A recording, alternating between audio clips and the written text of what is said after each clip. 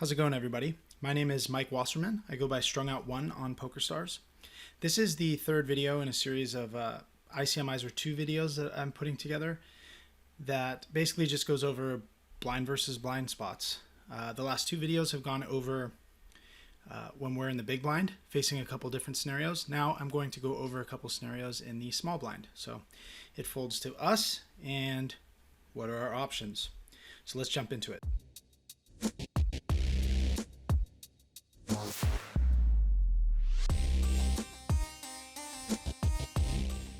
In this particular hand, we have 10 big blinds. It folds to us in the small. The big blind has 38 bigs. So what hands can we jam profitably?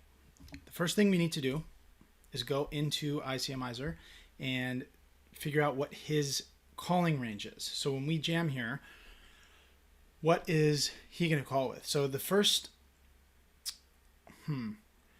okay, so for the first scenario, let's say that he's very tight. So he's only going to call with premium hands. King, queen suited, king, queen off, maybe ace 8. And then 8s, 7s. Let's take 7s out. So we'll say that he's really, really tight. So I already know the answer to this, but what do you guys think the answer is? How many hands can we jam here? Forget about the fact that we have ace jack here. In fact, let's say we have 3 deuce off. Calculate all cards. If somebody's playing really, really, really tight in the big blind, they don't have a lot of tournament experience, they only want to play good hands, you can jam any cards. 3 deuce off, 1.6 bigs. 7 deuce off, 1.56 bigs. So those are good benchmarks, obviously, right? Because they're the worst hands. 4 deuce off, 1.62. You can jam any hand, any cards. And the reason that aces only gains 2.68 bigs is because they're folding so much. Like they're not calling with, you're not getting enough action. So it's not as profitable with aces as it may be in other scenarios. So pretty cool spot. So now let's change this scenario up a bit, and let's say that they're a more experienced player and they understand jamming ranges and what you might show up with here. So they're going to call you with something like this. They're going to call you with king 10, king 9, maybe king 8 suited, king 10, king 9 off. It's pretty hard to call with queen jack. We'll throw queen jack suited in there. We'll throw king 7 suited in there. Yeah, I think that's okay. We'll put 3s in there. So that's if they're calling you with just about 23% of hands, what can we jam profitably? All cards dealt to you. Those are the hands that you can jam.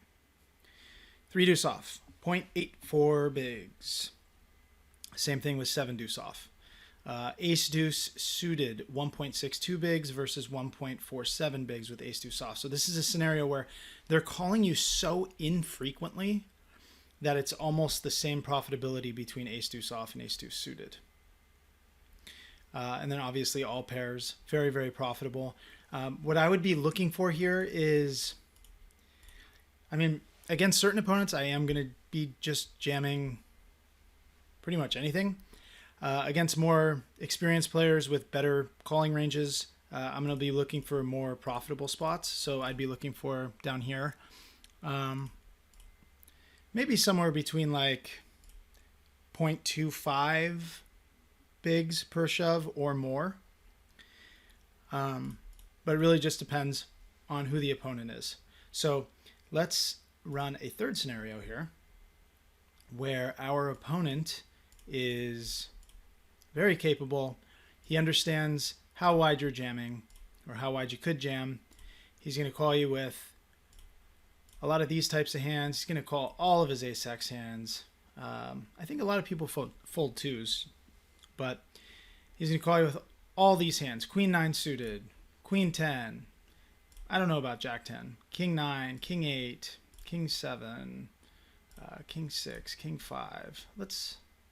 We'll throw Jack 10 in there. Okay, so he's calling with 35% of hands. Now, I think it's probably unreasonable for people to show up with much more than this in their calling ranges. Just in general. Yeah, you're going to find some people that maybe are calling with some suited connectors, some of these suited queens, Queen 8 suited. We can keep it in there. It's not going to change this too much. And maybe some people that want to gamble. But generally, if people have at all thought about what they're calling with and constructed their ranges at all, this is a reasonable range for them to call you with. So what can we jam? If they're calling with 30, this is someone that has a fair amount of experience and knows what they can call you with and understands that you can jam really wide, blind versus blind. So we can see here, let's go down to 0. Again, you can still jam any cards, okay? Any cards. I said it in the last video, I'll say it again, and it's when you see all green and you input the ranges properly, you have found a very profitable part of the game. This gets much more difficult when you get deeper into the hand and you're playing post-flop.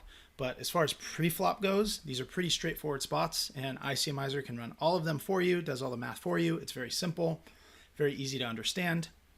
And it's just amazing when you see spots like this. So in this scenario, when he's calling a little bit wider, it's maybe not worth jamming the bottom of your range, okay? Like 3 deuce off. So let's say that we want to gain, let's say half. Let's say half a big blind every time we jam. If that's the case, we can jam all aces, all kings. We can jam Queen 4, Jack 6, 10 6, 9 6, 8 5, 7 5, 6 5 off, 5 4, and I'm talking about the offsuit hands because you can assume if the offsuit hands are this profitable, that the suited hands you can just add a bunch in. So if you can jam Queen 4 off profitably, there's almost all the time you can jam Queen Deuce suited profitably. So you can just add a couple hands into the suited hands that you can jam, and you can jam all pairs. Again, if you don't mind taking slight edges, this could be a good spot for you. You can just jam any cards. But if you're not as gambly, you want to be a little bit more conservative, then you might want to take out, the bottom of your range. If you're feeling real conservative, you can.